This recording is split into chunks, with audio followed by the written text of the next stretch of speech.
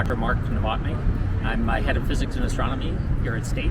I have been the head of physics and astronomy for 20 plus years, and I'm also a William L. Giles Distinguished Professor. And with that, why don't we leave this beautiful winter day and go inside.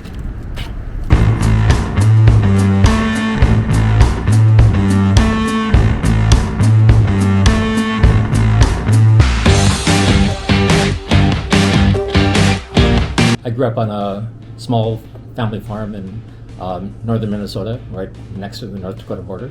I chose the closest college, which was North Dakota State University, then went to Stanford University and earned my PhD there, working on half experimental physics and half mathematical physics. And then I went to the University of Georgia as a postdoc, been in computational physics ever since, with a strong dose of mathematical physics and a strong dose of trying to anchor things to the experimental side. So I came to Mississippi State University as the external department head. That was 20 years ago, give or take. How time flies when you're having fun. I just saw this was an excellent opportunity, and being in computational physics, I'm also affiliated with High Performance Computing Collaboratory, really trying to advance both science but also education in the state of Mississippi.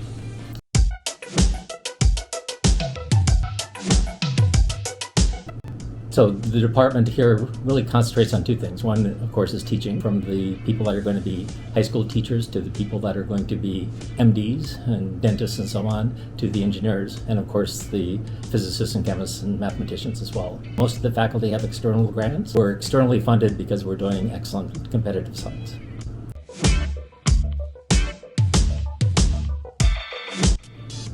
So my favorite part about working in this department is working with the students and the faculty, because it's really the people that makes the department. The faculty have a dedication to both the education and to research. And some of that research is things that are never going to be applied, such as one of our astrophysicists, she is looking for exoplanets, and other faculty members work on things that are maybe important to lives in the next 3 to 5 to 20 years.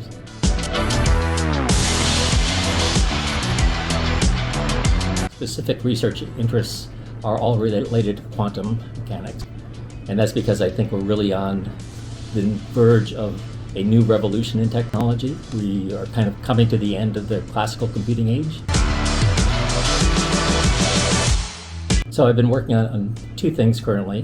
One is how do you use the current, admittedly very awful, but they're emerging quantum computers. And the first generation of anything is glitchy and hard to deal with. So the question is, how can you use this to do something useful?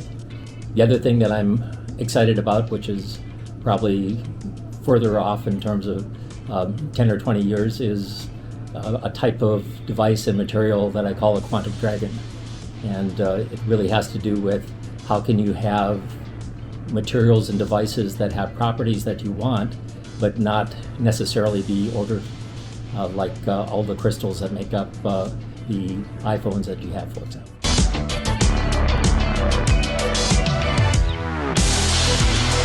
So the difference between a classical computer and a quantum computer is a classical computer is composed of bits. So everything is a 0 or 1.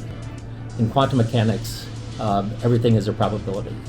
And furthermore, you can have a superposition of 0 and 1 at the same time. And although it's not mathematically proven yet, people believe that quantum computers can perform computations that classical computers cannot.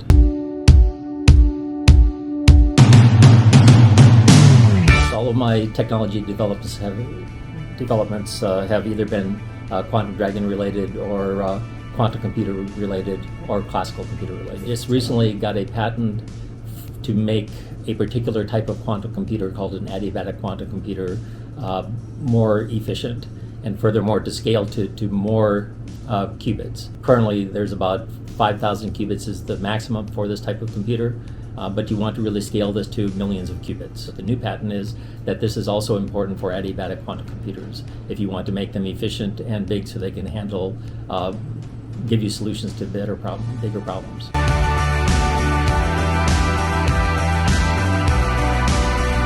Since I started my education, there's really been two technological developments by and large.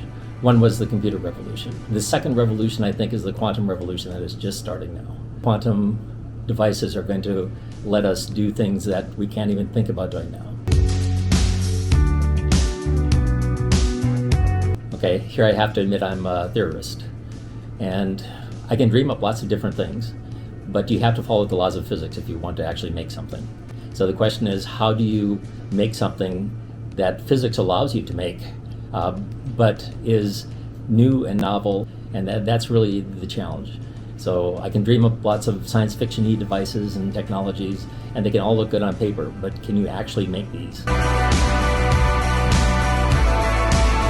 The atmosphere we have here, we are much more trying to advance education and science as an entirety.